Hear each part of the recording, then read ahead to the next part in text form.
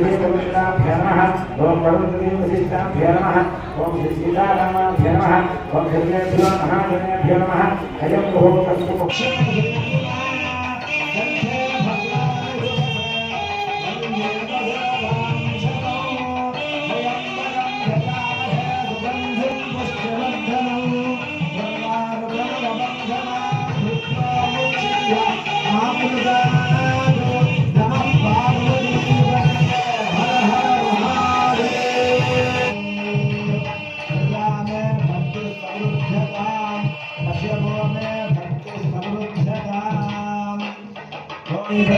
हर हर महादेव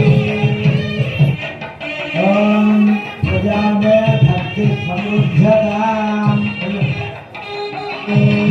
प्रजा में भक्ति समृद्धताम पश्यपो में भक्ति समृद्धताम वहुला हततु अन्ते सत्यं चन्द्रमाः आपसत्यमो विदे यज्ञस्य कार्वते पदये हर हर महादेव उद्यो में भक्ति समृद्धताम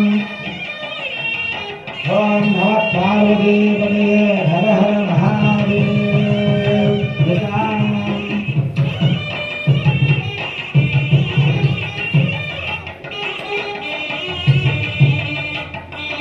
प्रजापति प्रियां यशः मुष्करो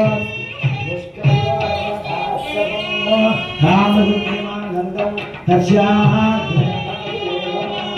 कल्याणं भवन्तो कल्याणं सम्पत्त्योः नक्षत्रदेवता प्रजापतिसिद्धिरस्तु ॐ प्रजापतिप्रियां यशः मुष्करो रथात्सवं कामदुःखमानन्दं तस्याः बोध आनंदः पुष्कनिर्निहतस्य बाहुरमोद्रयः संकर्षणवासुदेव प्रद्युम्ननिरुद्धा पुरुषोत्तम अधोक्षणा सिंह अद्विजनाथरूपेन्द्र हरे कृष्ण మానసికంగా కన్యాదానం చేస్తుంది. చేసేదనుకోండి హెమవత్ పర్వతం ఉండదు, అంటే మోక్షం వచ్చేస్తుంది. అంచేత ఆ మోక్షం రాకుండా ఉండాలని చెప్పి వాళ్ళకి అలక్ కనిపించాడు. కానీ స్వామి దివ్యమంగళ విగ్రహుడు, కానీ 4 కాళ్ళు ఉండేటువంటి కూర్చోకూడదు ధర్మశాస్త్రం. మనం 4 కాళ్ళు కూర్చున్నాం, కానీ కలగదున్నాం.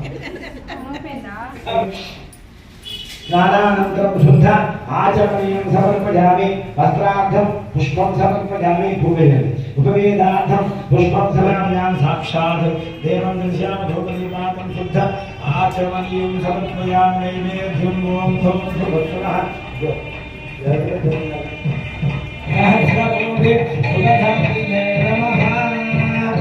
ఓం త్రయంబకం యజామహే సుగంధిం పుష్టివర్ధనం सहस्रनाम्ने पुरुषाय शाश्वते सहस्रकोटि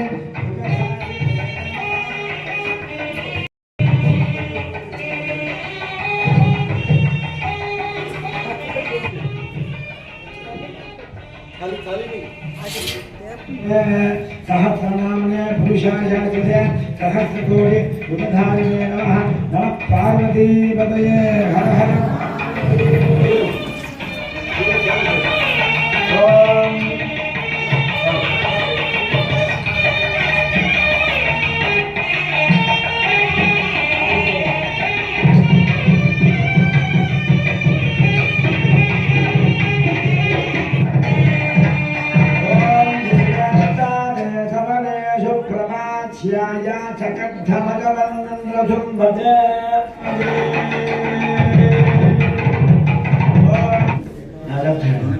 ओम बृहत्सामकृष्टभौतस्वन्तभुग्रमेरं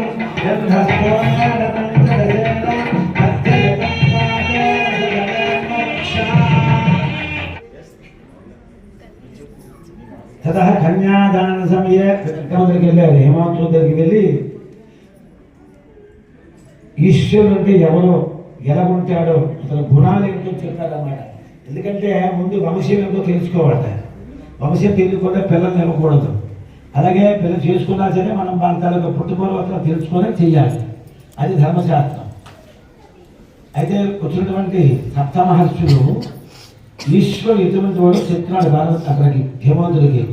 చతుస్సాగర పర్యంతం గోబ్రాహ్మణ సంభవతో నిర్గుణ నిరంజన నిర్వికల్ప నిరామయ నిరాఖ్యాత పంచాంశీయ ప్రవరాన్విత పరశివ గోత్రస్య మహేశ్వర శర్మణ పౌత్రే చతుస్సాగర పర్యంతం గోబ్రాహ్మణ సంభవతో నిర్గుణ నిరంజన నిర్వికల్ప నిరామయ నిరాఖ్యాత పంచాంశీయ ప్రవరాన్విత పరశివ గోత్రస్య సదాశివ శర్మణ పౌత్రాయ నిర్గుణ నిరంజన